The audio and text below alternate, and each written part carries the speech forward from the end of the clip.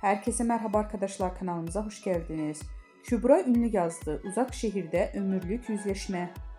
Kanal D'nin reytingler rekoru kıran dizisi Uzak Şehir yeni bölümüyle ekranlara geldi. Ozan Akbaba ve Sinem Ünsal'ın başrollerini paylaştığı ve usta oyuncunun yer aldığı aynı yapımı imzasıyla taşıyan Uzak Şehir'den ömürlük yüzleşmelerin sahnelendiği dakikalar yaşandı. Seyircilerin adeten ekranlara kitleyen dizi bir kez daha ekranların zirvesinin sahibi oldu. İzleyenler derinden yaralayan sahnelerin olduğu bölümde heyecan rüzgarı esti.